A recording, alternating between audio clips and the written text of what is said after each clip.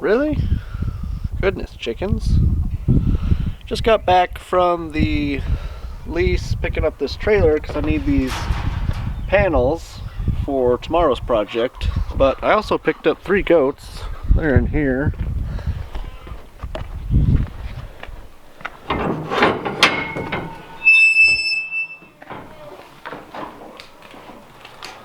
Really dark in here.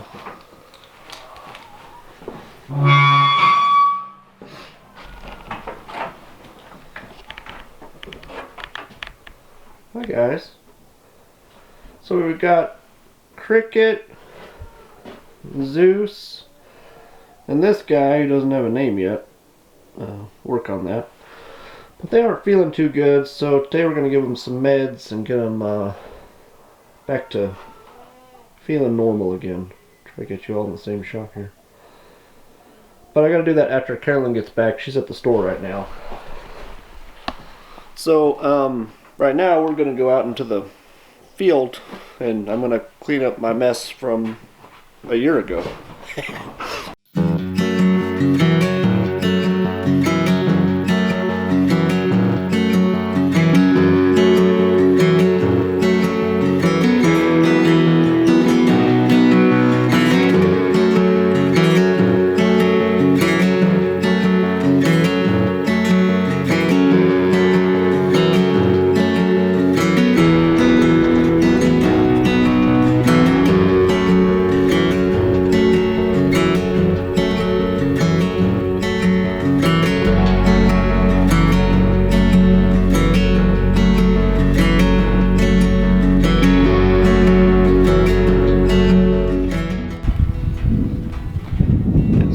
Things I need to clean up.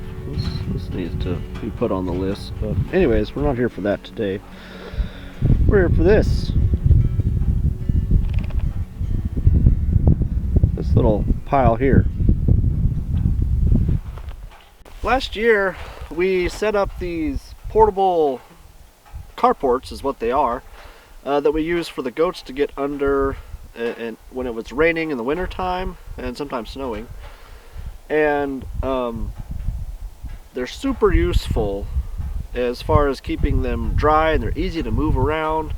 But what happened was I left them up and a really bad windstorm came through and they kind of destroyed everything. I don't know if I have any clips of that, but if I do, I'll put that right here.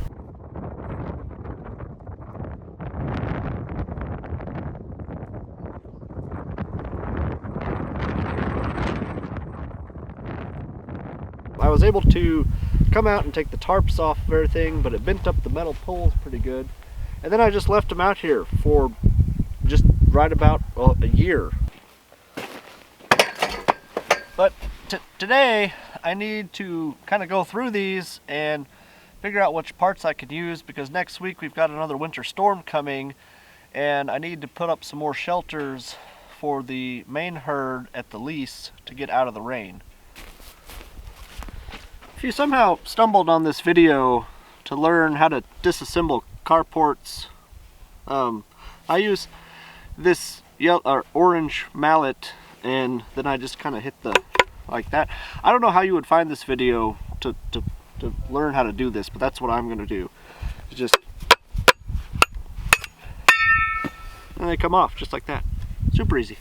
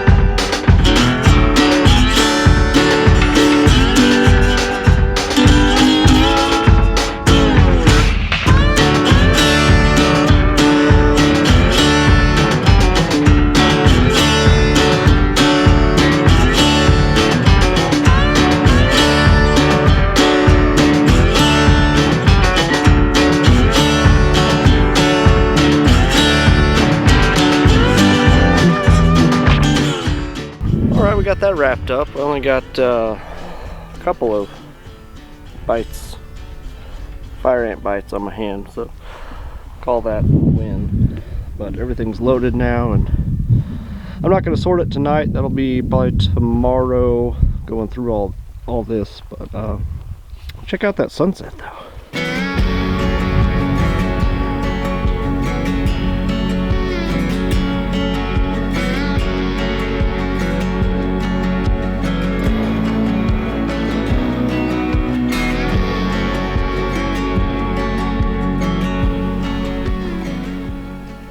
That look good, I think. Carolyn's back from the store. She's providing my light for my face here. But we're going to medicate these guys a little bit. We're going to see. I think these two, I'm pretty sure, have like a parasite overload situation going on. Brown one over there, not quite sure what his deal is. So we may just have to observe him for a few days to figure out what the deal's going on. But thought we'd kind of walk you through the process that we go through. Alright, who wants to go first here? It's okay, you're alright. Come here, bud. Come here. Okay.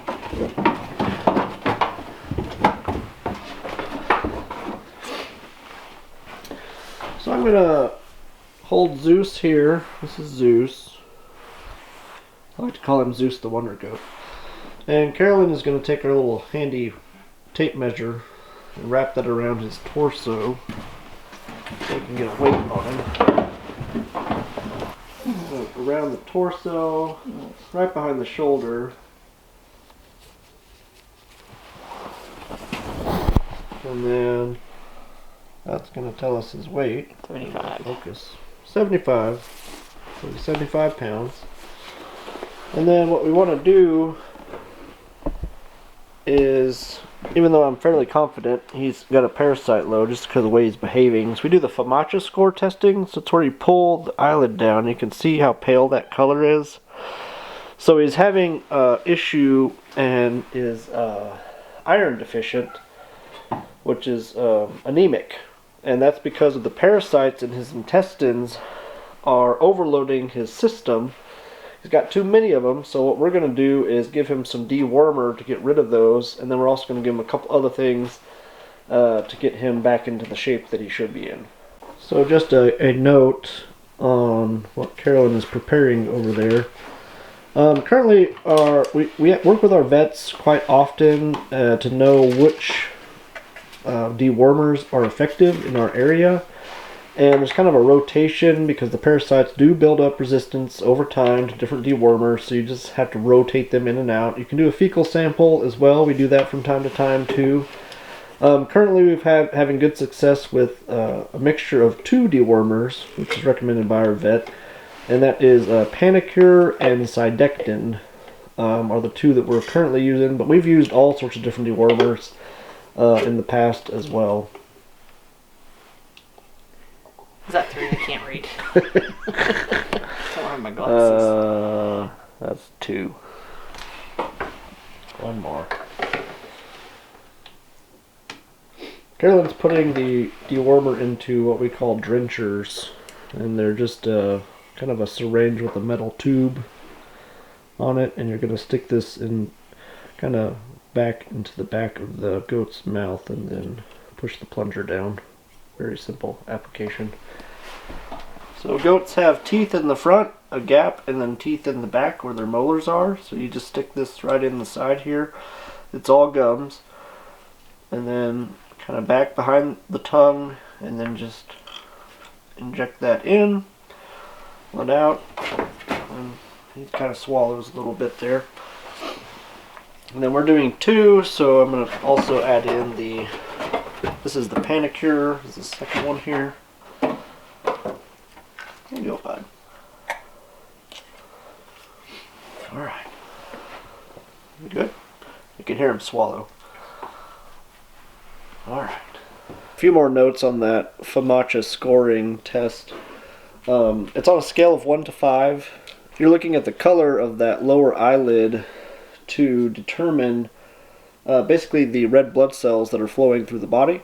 It's a very easy test. There are other tests that you can do, but this one's super simple. You just pull their eyelid down, look at that, and you can tell immediately whether the goat's anemic or not, and can kind of go from there. I always talk to your veterinarian about the different uses as far as the dewormers go. Fecal counts are important, things like that. Marmalade's working back there. I'm also going to give these guys a B complex shot as well to give them another little boost. Goats always have parasites, all the time. But it's managing the parasite load that is in the animal, which is part of the normal management practice. Over time, they'll just slowly, those parasites will reproduce, and then you've got to counteract them and get them to flush out of the body. And that's why we're always checking on our goats to make sure that they're acting normal.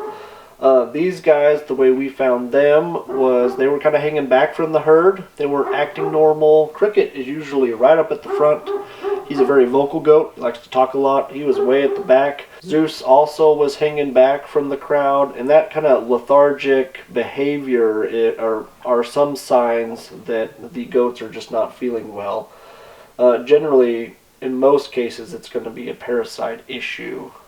When it's not, then you've got to look at other signs and symptoms and do a wellness check and things like that to figure out what's going on with the goat. So we checked the brown goat, and he doesn't exhibit any issues. So we're going to talk to the vet tomorrow about him and see if there's something else we need to look at. He's just not acting normal, how a normal goat does. He's been kind of stumbling around, acting a little off, and he's also not keeping up with the herd. But his FAMACHA score, as far as parasites go, he's really pink, almost a red color. So he scores really well on that. We're going to keep him separated with these two, and give them some feed and hay and water tonight. They'll just stay in the trailer. Tomorrow we'll let them out with the other goats that we're also monitoring right now that aren't feeling their best. All right, so let's get some feed in here.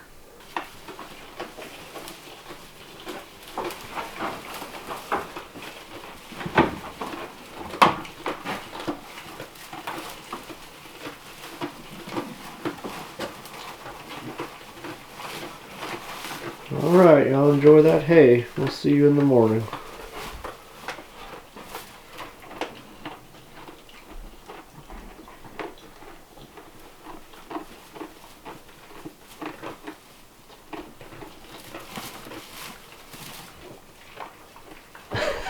Cricket, you look so crazy.